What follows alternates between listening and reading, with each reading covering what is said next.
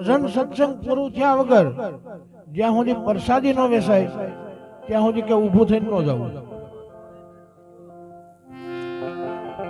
જોકે ભજનની શરૂઆત કરવા પહેલા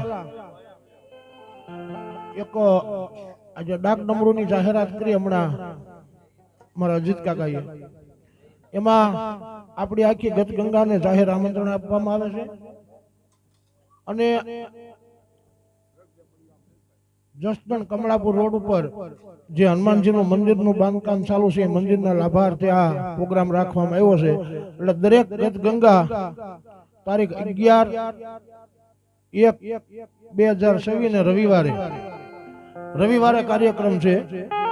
અને બીજા નંબરમાં સત્સંગનું આયોજન પણ રાખ્યું છે.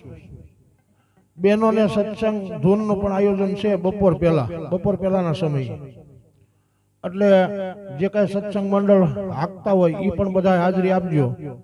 બીજું કે બપોરે 2 વાગ્યા પછી ડાક ડમરૂનો કાર્યક્રમ શરૂ થાય તો રાતે 2-3 વાગ્યા સુધી, જ્યાં સુધી પછી ઓડિયન્સ હોય ત્યાં સુધી. એટલે દરેક ગદગંગાને ભાવભર્યું આમંત્રણ છે, બધા પધારજો. એવું પૂજારી શ્રી સમૂહમાંનું કેવું છે મને કે તમારો ગુરુદેવ તરીકેનું નામ લખ્યું છે ને બાકી સર્વ ગદગંગા લખ્યું છે. એટલે કાલ કોઈને એમ ન થાય કે મારું નામ નહોતું.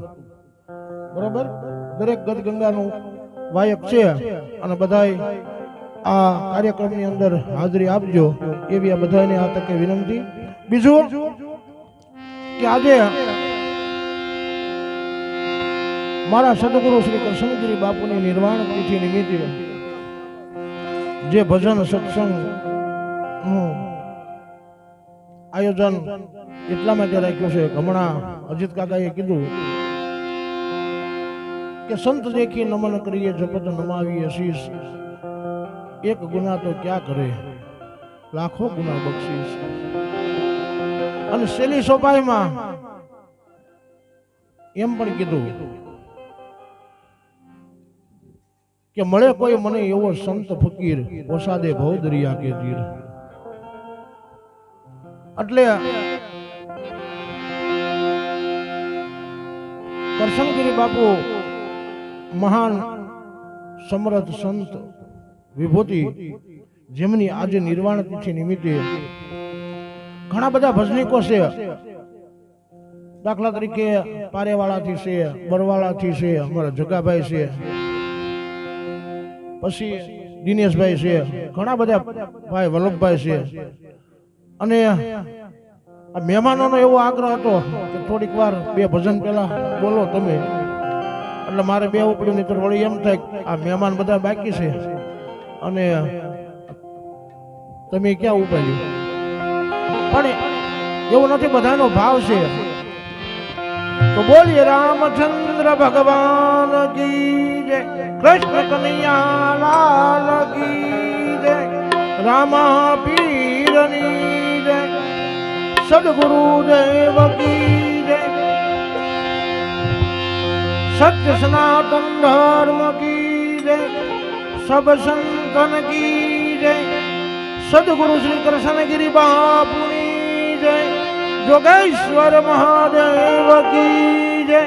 નમઃ પાર્વતી પતિ હર હર મહાદેવ હર.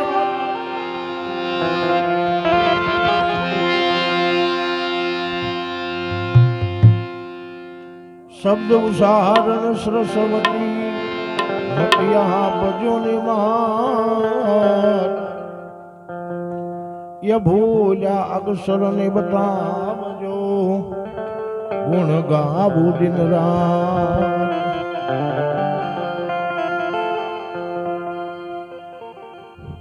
આયા આકાશ ને આધાર નહીં, નહીં આ પૃથ્વી ને પાયો,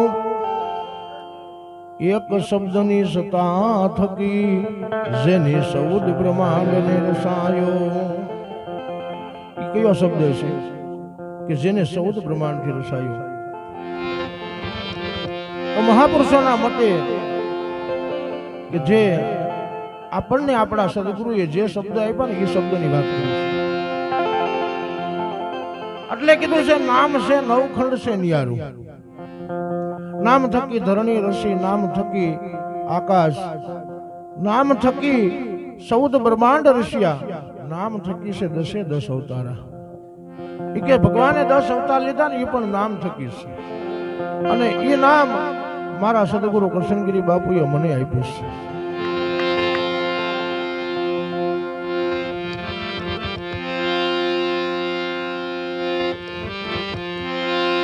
મહાપુરુષો એમ કે છે કે સંતોનો દેહ કોઈ દી વિલંબ થતો નથી. શું કામ? કે 5 તત્વનો જે આ દેહ છે ને 5 તત્વની અંદર ભળી જાય છે, પણ મહાપુરુષો તો અમર છે. જેટલા જેટલા સંતોના ભજનીકોએ હમણાં બધા જગાભાઈએ, અમારા અજીત કાકાએ બધાએ ભજન ગાયા, એમાં બધા સંતોના જે નામાસર મૂક્યા, આજની તારીખે નામે કરી સંતો અમર છે. અને આ જગતની અંદર જો નામ રહંત નાણા નહીં, રહંત કીર્તિ ઊંડા કોટ, એ પછી પાડ્યા નહીં પડે. મારા સદગુરુ કરશનગીરી બાપુએ એવડો મોટો કોટ બાંધ્યો છે, કદી પડે એવો નથી.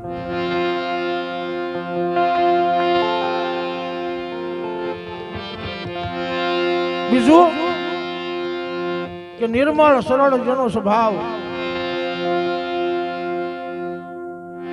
આજે 36 વર્ષ પહેલા જે બાપુએ ઘણી વખત સત્સંગમાં બોલતા હતા, મને યાદ આવે છે.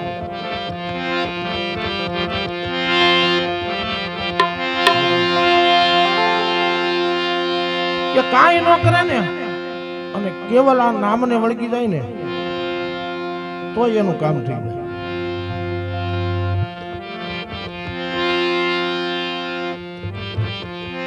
બીજું એને એ પણ સમજાવ્યું હતું કે કોઈ દી કાંઈ ન કરો ને તો કાંઈ નહીં, દરેક જીવના હિતમાં વર્તન કરજો, કોઈને નડવું નહીં.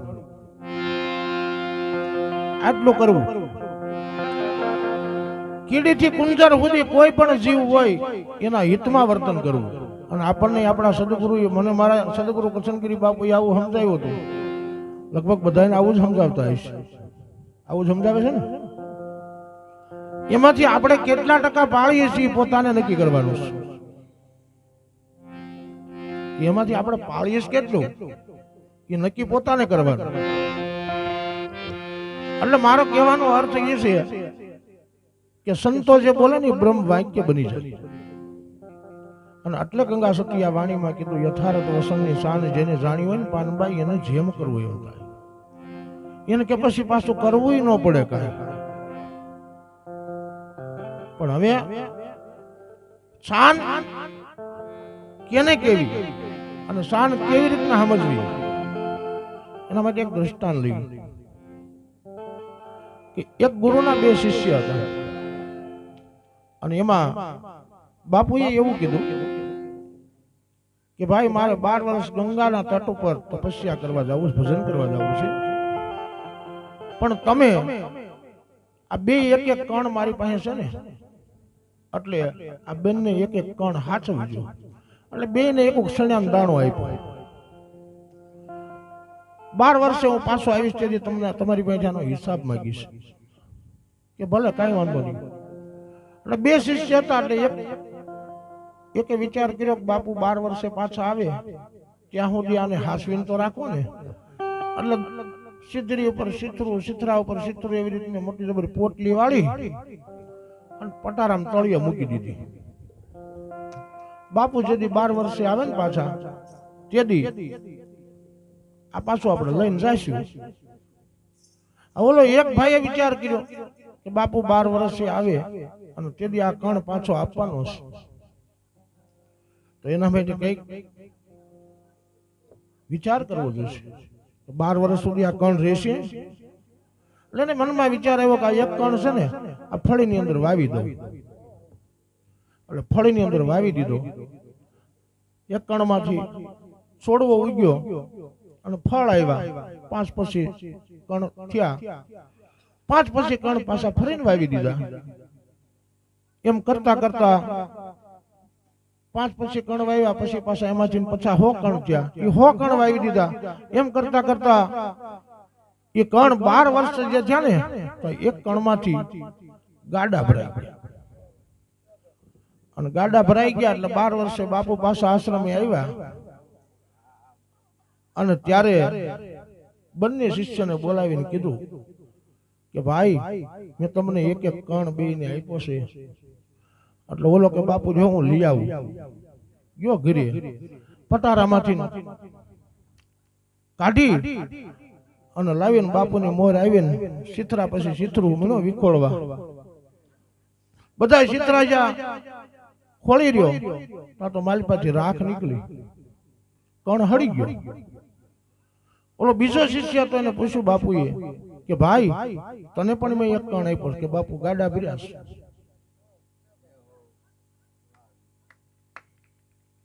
એટલે મારો કહેવાનો અર્થ એ છે કે મને મારા સદગુરુ કરશનગીરી બાપુએ એક કણ આપ્યો તો મેં આ ગાડા ભરી દીધા છે.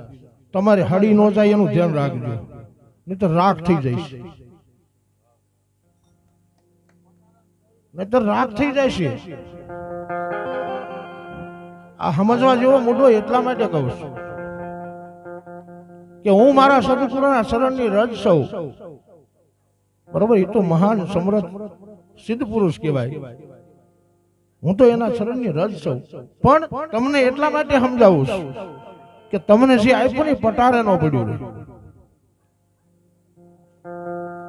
પછી કામ ધંધો વ્યવસાય બધાને પણ હોય છે, અને એ બધું કરવું પડે છે. અને મહાપુરુષો તો એમ કે, મને કરશનગીરી બાપુ કાયમ એમ કહેતા હતા કે ભાઈ, કામ ધંધો બધું કરી અને પછી જ આશ્રમે આવવાનો. મેં કીધું બાપુ વાંધો નહીં. પછી મને ઘણી વખત એમ પણ કહેતા હતા, જગાભાઈ હું સાચું બોલું છું ને, મને ઘણી વખત એમ પણ કહેતા હતા કે ભાઈ, ઘરે તમારા માવતરને પગે લાગો છો. એટલે મેં કીધું કે બાપુ, મારા પિતાજી તો દેવ થઈ ગયા, મારી માસી મને પગે નથી લાગવા દે, તો કે લોઠાએ લાગવા. અને આજે ગમે ત્યારે હું મારી માન પગે લાગુ તો લોઠાએ જ લાગુ છું. એ પણ તમને કોઈ લાગવા જ નથી દેતા, છતાંય લોઠાએ લાગુ છું. આ તમને એટલા માટે સમજાવું છું કે તમે પણ આ શીલે હાલજો, નહીતર ઘરે માવતરનો અનાદર કરશું અને પછી ભજનમાં જઈશું, સદગુરુના શરણ ગમે એટલા દોષો તીજીને કરીને કઈ ફેર નહીં પડે. તો આપણામાં ફેરફાર કરવો હોય તો રેણીના ઘરે પહેલા આવવું જશે. પછી સદગુરુના આશ્રમની અંદર દાખલા તરીકે કોઈ પણ સેવા સુસુપ્તિ કરવાની હોય તો એમાં આપણી ફરજ બની જાય છે. પછી એમાં આપણી ઉંમર નાની હોય તો ભલે, મોટી હોય તો ભલે. પછી કદાચ મોટી ઉંમર ના હોય તો ભલે, અને તમે આવડી મોટી શિષ્યની કદાચ ફોજ હોય ને જોગેશ્વર મહાદેવના મંદિરે ગયા હોય, અડાળીઓ ઉપાડવાની ફરજ મારી બની જાય. ત્યાં મારે એમ ન કહેવાય કે મારે આવડી મોટી ફોજ છે મારે અડાળીઓ ન ઉપાડે. મુદ્દો સમજવા જેવો એટલા માટે સમજાવું, તમે મારી નિહાળે ભણવા બેઠા છે. એટલે મારો કહેવાનો અર્થ એ છે કે અમે જયારે મંદિરે ગયા, જગાભાઈ સાક્ષી છે તાજના, કે શૈલેન્દ્રગીરી બાપુ મને કહેતા હતા કે ભગત, મારે કોઈ દિવસ બાપુએ પહેલેથી જ રેણી જેવી પાડી છે કે મારે કોઈ દિવસ કોઈ સેવકોને એમ ન કહેવું પડે કે આવડું આ કરજો. કોઈ દિવસ નહીં. એ આવે એટલે ખબર જ હોય કે આવડું આ કરવાનું છે. એ ઓટોમેટિક બેનો બેનોનું કામ કરે, ભાઈઓ ભાઈઓનું કામ કરે. અને બીજું કે કરશનગીરી બાપુ જયારે હું 14 વર્ષનો હતો ને તેથી મને ઉપદેશ આપ્યો છે. એટલે મારા અજીત કાકા એમ કહેતા બાળપણથી ભક્તિ લાગુ પડી છે. 14 વર્ષનો હતો તેથી મને ઉપદેશ આપ્યો છે. અને ત્યારે ઘણા બધા મારા કરોડપતિ ગુરુભાઈઓ પણ હતા. એ સમયમાં આજથી 30 વર્ષ પહેલાની વાત કરું છું. પણ છતાંય મારી ઉપર એવા સમર્થ સદગુરુનો પંજો છે.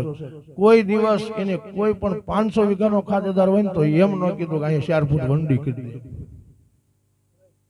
500 વીઘાના ખાતેદારો પણ હતા એમાં મારા ગુરુભાઈઓ, અને કરોડપતિ પણ હતા. પણ કોઈ દિવસ એને કોઈને એમ ન કીધું કે 4 ફૂટ દિવાલ કરી દે. અને છતાંય આજની તારીખે જંગલની અંદર મંગલ બનાવ્યું. 4 ગામના સીમાડે છે ને અજીત કાકા. એટલે આ મહાપુરુષોનું ભજનની વાત કરું છું. એટલે ભજન છે ને એ સર્વ સિદ્ધિની સિદ્ધિ છે અને સર્વ સાધનાની સાધના પર ભજન કરવું જોશે. પછી તો આપણે ઓરે ઓરે વ્યા જઈ કે જગાભાઈ ગયા છે લવણ હું જાઉં તો એમાં કઈ વળે એવું નથી. તો ભજન કરવાની પોતાની તિતિક્ષા પોતાની જિજ્ઞાસુ હોવી જોઈએ. પણ ક્યારે થાય કે જો ભૂખ લાગે તો. એટલે ભજનની ભૂખ લાગવી જોઈએ. મહાપુરુષોએ એમ કીધું છે કે ભજન વિના મારી ભૂખ નો ભાંગે, સમરણ વિના મારી તલપ નો જાય રામા. એ કે સમરણે જશે. સમરણ આપણને આપ્યું છે સદગુરુએ, પણ આપણે કરીએ તો થાય ને. તો મહાપુરુષો તો એમ કહે છે કે શ્વાસો શ્વાસ કર લે, સમણી જપ લે, અજંપા કા જાપ, પરમ તત્વ કો ધ્યાન ધરી લે તો તું સોહમ સ્વાપ વાપ. અને એને મહાપુરુષો એમ કહે છે કે પછી એટલું કરે ને ખાલી તો એને બીજું કાંઈ ન કરવું પડે. એટલે જેટલું થાય એટલું ભજન કરજો મારા બાપ. આ મનુષ્ય દેવો દેહ તમને જે મળ્યો છે ને એ ફરીને મળે કે ન મળે એની ગેરંટી મહાપુરુષો એમ કે નથી. પણ સંતો એની ઉપર મોરસાપ સિક્કા મારે છે કે મળે મળે ને મળે. શું કે છે કે મળે મળે ને મળે જ. અને ભગવાન કૃષ્ણ પણ ગીતામાં લખે છે કે જ્યાંથી એની કમાઈ અધૂરી રહી ગઈ હોય ને કદાચ સમય પૂરો થઈ ગયો હોય ને તો એને ફરીથી મનુષ્યનો દેહ આપું છું અને પાછી અધૂરી કમાઈ હોય ને ત્યાંથી શરૂઆત કરું છું. એટલે આપણે મારું કહેવાનો અર્થ એ છે કે અધૂરી હું કામ રહેવા દેવી, અધૂરી શું કામ રહેવા દેવી, મંજિલે પહોંચી જવું. એટલે બળદેવદાસ બાપાએ એક વાણીમાં કીધું છે કે માનવ છે ને મુક્તિનો દ્વાર છે. આ દરવાજો છે, આ દરવાજા સિવાય બીજે ક્યાંયથી જવાય એવું નથી. અને શ્વાસો, એક શ્વાસો 3 લોકની કિંમતનો છે. આપણને 3 લોકનો વૈભવ મળી ગયો ને આપણો શ્વાસ બંધ થઈ ગયો પછી કઈ કામનું કરવું, પછી કઈ કામનો નથી. 3 લોકનો વૈભવ હોય તો કઈ કામનો નહીં. તો ભજન રૂપી બેલેન્સ પોતાએ ભેગું કરવું જોઈએ. શું કામ કે ભજન છે ને આ જન્મમાં તો કાયમ લાગે છે. હમણાં મારા અજીત કાકાએ કીધું કે કઈક પૂર્વની કમાઈ હોય. તો મારો કહેવાનો અર્થ એ છે કે ભજન જો પોતાની પાસે હોય ને તો એ પાછું આગલા જન્મમાં કાયમ લાગે. તમને એવું લાગે કે એવું થોડું બને પછી અહીંથી વિયા ગયા પછી કોને ખબર શું થયું, એવું થાય ને. ના, સંતોના મોરસાપ સિક્કા મારેલા છે એના પુરાવા પીડ્યા છે. અમારા મેહરિયાની અંદર આપો ચાલો એમ કીધું કે હું વીરપુરની અંદર જાઉં છું અને લુહાણા સમાજની અંદર મારો જન્મ થાય છે અને ત્યાં સૌરવ મંડપ કરીશ ને તેથી આવજો, તેથી તમને આનું નિવારણ કરી દઈશ. અને પાછા વીરપુરની અંદર ગયા અને ત્યાંથી પાછા માંડવ દર્શને જયારે આવ્યા ને ત્યારે પાછું એ પણ સાબિત કરી દીધું કે હું અહીંથી જ આવ્યો છું. એટલે મારો કહેવાનો અર્થ એ છે કે આ જન્મમાં તો કાયમ લાગે. જય ગુરુદેવ બેન, જય ગુરુદેવ. પણ જય ગુરુદેવ આગલા જન્મની માં પણ કાયમ લાગે એવી સિદ્ધિ આપણને સદગુરુએ બતાવી છે. પણ એ સિદ્ધિને સાર્થક કરવી હોય તો એને સ્વાલા શ્વાસા સુધી ભજન કરવું પડે. છેલ્લા શ્વાસા સુધી. આની કોઈ પૂર્ણ આવે તે ન આવે. જય ગુરુદેવ.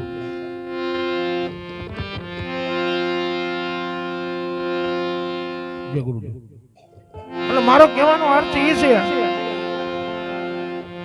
કે જે ભજન તમને આપ્યું છે ને એમાં અહોનિષ્ઠ કરજો. બીજું કદાચ કર્મકાંડ, વાર વ્રત કદાચ થઈ શકે તોય ભલે અને ન થઈ શકે તોય ભલે. જય ગુરુદેવ. પણ ભજન છે ને અહોનિષ્ઠ કરવું. પણ એ ભજન થાય ક્યારે તો કે જો આપણને મહાપુરુષની ઓળખાણ થાય ને તો થાય. એટલે આ વાણીમાં કીધું લખ પુરુષ ને તમે ઓળખી લો ને.